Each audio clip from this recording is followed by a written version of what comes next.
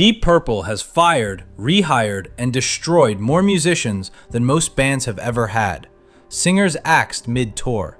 Guitarists throwing punches backstage.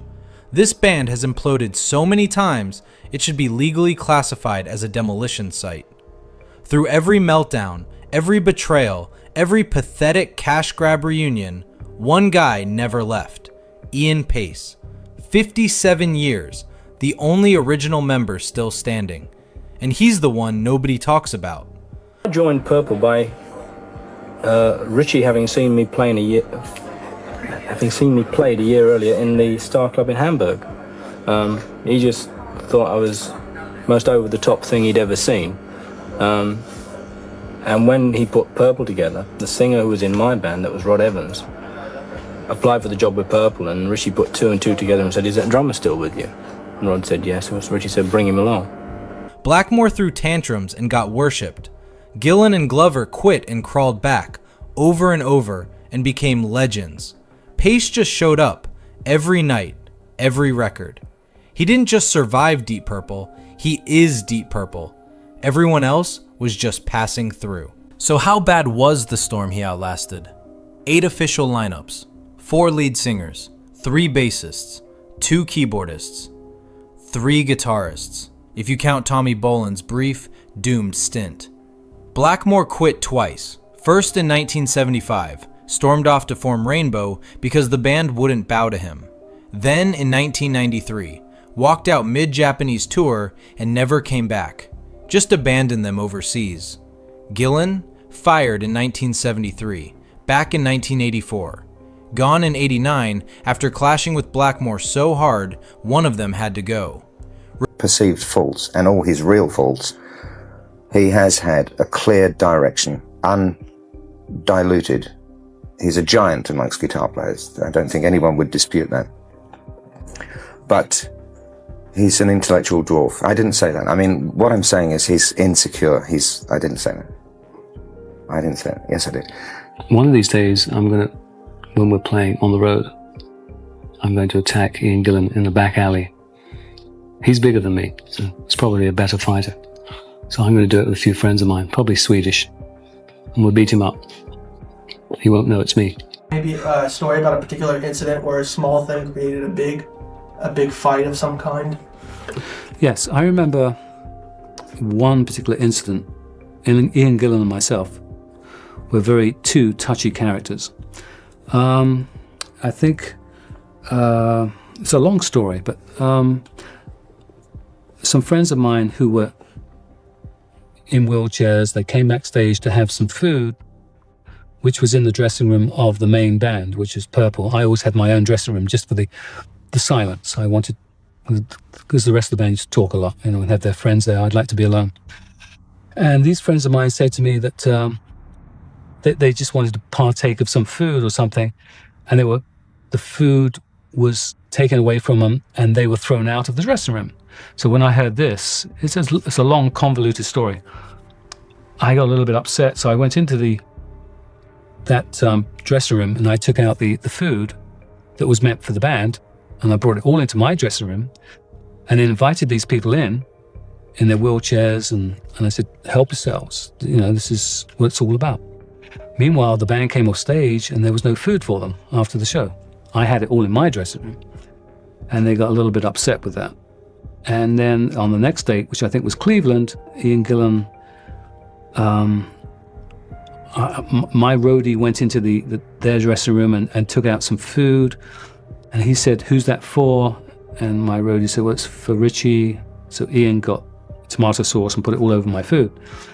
And then the roadie came into my dressing room and said, "This is your food, but this is what Ian Gillan did to it." And he put tomato sauce all over whatever it was. So I took offense to that, went back in there and put it in his face, and proceeded not to fight. We became very close to fighting. He had no idea that I was upset about the way that my friends were treated in the dressing room the night before. He wasn't told about that. He was just told that, well, Ritchie was being very difficult and he took all your food out of the dressing room. So there was a misunderstanding. I don't even know why I started talking about that. Returned in '92, when Blackmore finally left for good. Glover got axed alongside Gillan, replaced by guys nobody remembers, quietly brought back a decade later. John Lord stayed until 2002, retired gracefully, died in 2012. Coverdale came in, cut a few albums, left to build Whitesnake and his own mythology. Boleyn replaced Blackmore, toured briefly, died of a heroin overdose at 25. That's the Carousel, a rehearsal space with a revolving door. And through every firing, walkout, and funeral, Paice sat behind the drums. Machine Head, the mid-70s collapse, the '84 reunion, Blackmore's exit, Lord's retirement.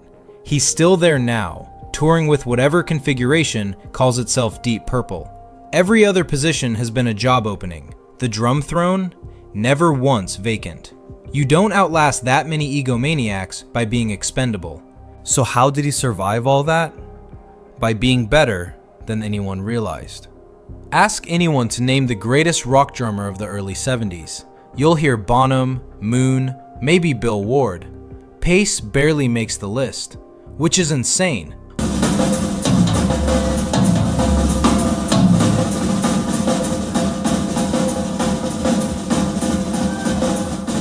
Listen to Speed King from June 1970, 4 months before Led Zeppelin, 2 years before rock and roll made Bonham a household name. Paice is already playing with a ferocity most drummers wouldn't reach until the late '70s. Single bass drum that sounds like double, fills cascading like controlled demolition. He grew up on Buddy Rich, learned to swing before he learned to smash. Buddy plays drums better than anybody else, and I don't believe another one will come along like that. That's why Deep Purple grooves when they could just bludgeon. Why Highway Star has swing in its DNA while being one of the most aggressive songs of its era. That drum break in Highway Star, it's 1972, and he's playing at speeds thrash drummers wouldn't normalize for another decade. But it's not just fast, it builds, releases, and breathes. Fireball? That double time section still sounds ridiculous 50 years later. One person, 2 hands, 1 foot, sounding like an engine room.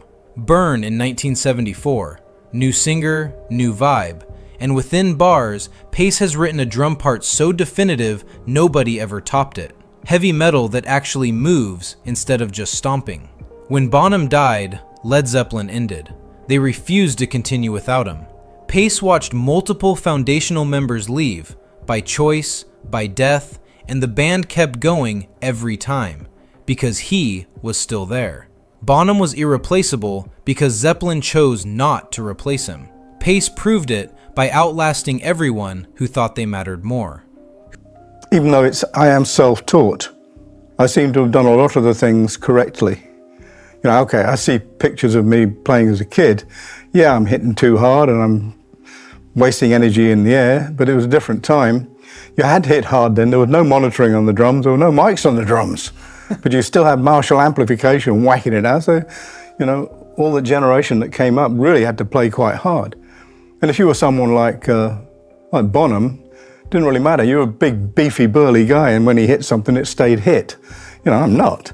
So I had to find different ways of creating that volume without killing myself. Who do you think history treats as more essential, Bonham or Paice? So why doesn't anyone talk about him? Because he never gave the press the drama they love to sell. Blackmore was a nightmare, refused to go on stage, sabotaged other people's solos, smashed guitars because the crowd wasn't enthusiastic enough. His ego has its own biography section. Gillan came with mythology built in, the voice of Child in Time, the scream that invented power metal 2 decades early. His war with Blackmore was public, operatic, perfect headline material. Lord was the intellectual, classically trained, bringing orchestras into rock, giving Deep Purple its respectable side. Paice? He just wanted to play. In a band full of volcanoes, he never tried to erupt. Rock mythology crowns chaos. Paice was too good at his job to become a tabloid legend. Here's the crazy part. The guys who turned Deep Purple into a circus aren't even in it anymore. Blackmore's been gone since '93, playing neo-medieval folk at Renaissance fairs. The man who thought he was bigger than Deep Purple walked and became a niche curiosity. Paice is still out there, in his 70s, playing Smoke on the Water for people who came to hear the real band. Paice didn't found the band, wasn't the main songwriter, didn't sing the anthems or shred center stage solos. He just made every version of Deep Purple sound like Deep Purple. Singers rotated, guitarists came and went, and every time a new configuration hit the stage, Paice was there, connecting 1968 to now with the same precision, the same pocket. Blackmore thought he was Deep Purple. He left, the band kept going. Gillan thought he was Deep Purple, got fired twice, crawled back both times. Paice never claimed to be anything. He just quietly became the only part the band couldn't cut out. The legend isn't always the guy at the front of the stage. It's the one who shows up for 57 years, never asks for credit, and never has to leave to prove he deserved it. You know, we'd started doing this as kids because it was fun. You know, okay, when it becomes professional, it's not fun every night. You know, we all have a Monday morning occasion, you know. But when you can do it, you should do it as long as you can. Don't stop, because you won't get going again. Smash that subscribe button right now. Don't just sit there. Join the crew, stay locked in, and let's keep the beat alive.